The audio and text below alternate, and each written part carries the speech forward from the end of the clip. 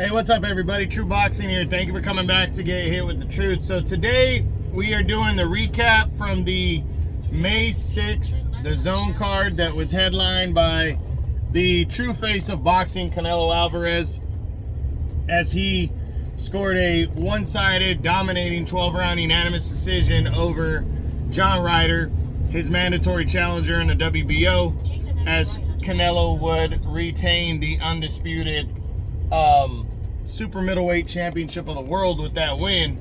And now, you know, hopefully it's going to be setting up a rematch with Dimitri Bivol, but we'll get to that. The fight itself, well, before we get into that, guys, if you could smash the like button, leave a comment, subscribe to the channel. I really appreciate any support I can get as I try to build my channel up. Also, if you guys don't like what I'm doing, give me a thumbs down or leave a comment. I'm okay with it. I'm wide open to any kind of criticism. And on this video, you know, I really want to get into this main event here. On the undercard though, my guy Alexander Votzik, the Nail, he is, you know, he's returned and he dominated Richard Balakins, I think his name was, with a 6-round stoppage win. You know, Votzik is dangerous, guys. He could really make some noise here at 175 and throw his name in the serious mix. So a big win right there. Hopefully soon he can work his way back into the top 10 as he you know, gets back into the mix here. But the main event, you know, Canelo Alvarez against John Ryder. You know, a lot of people, and it's frustrating, you know, because if Canelo would have knocked Ryder out early, people would have said, so what? This guy's a nobody, right? That's what exactly would have been said. You know, and now that it went 12 rounds, they're like, oh, well, look at Canelo's on the decline because he, you know, he beat a nobody, but he couldn't finish him. And it's like, it's just so ridiculously unfair. You know, John Ryder is a true top 5 super middleweight. Ring Magazine has him number 5. ESPN had him, I think, number 4 at 168. Ryder lost to the previous number 1 guy in the division, which was Callum Smith, who Callum Smith defeated the previous guy who was number 1 before that in George Groves.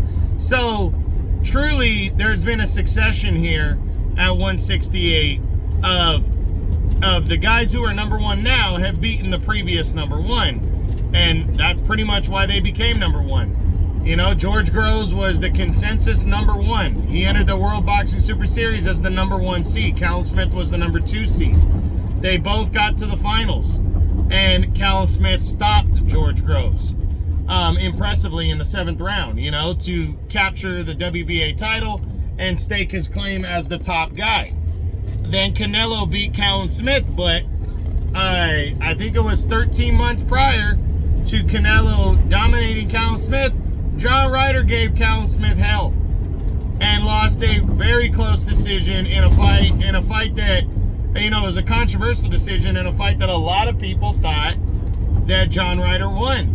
So it's just so ridiculously unfair that people are gonna sit there and say that John Ryder was a nobody just because you didn't know his name, or some people didn't know his name. That's, you know, hey, that's on you guys.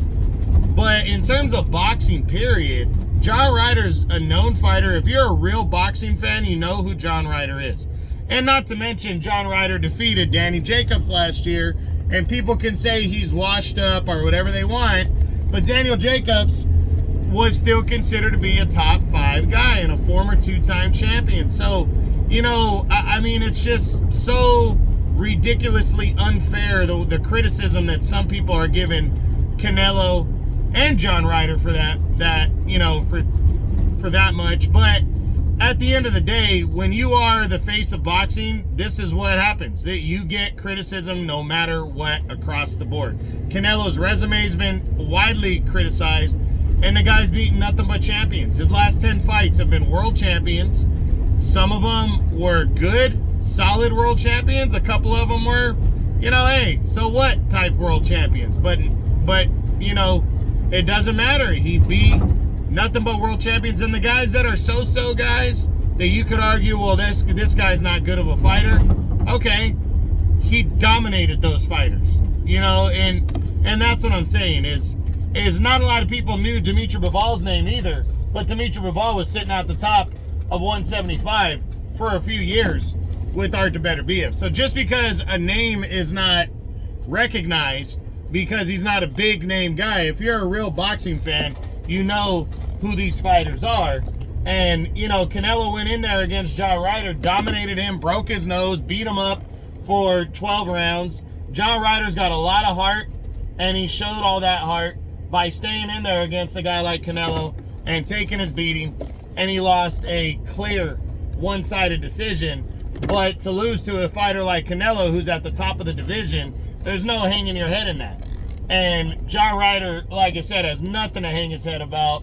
He's still probably a top 5 guy for me in this weight class. And he might be, you know, he's damn near at least the top 10 guy for sure. And we'll definitely be doing a what's next on him next week. And Canelo, the big win, you know, to retain his titles. And now, you know, he's pushing forward towards something, you know, hopefully a rematch with Bivol. But we'll get all into that when we do Canelo's what's next week. And hopefully we get a little bit of news in between them. But that's it. That's what I got. That's the Canelo versus Ryder DAZN recap. I hope you guys enjoyed the video. If you did, smash the like button, leave a comment, subscribe to the channel. I appreciate any and all support. This is True Boxing. You've been hit with the truth.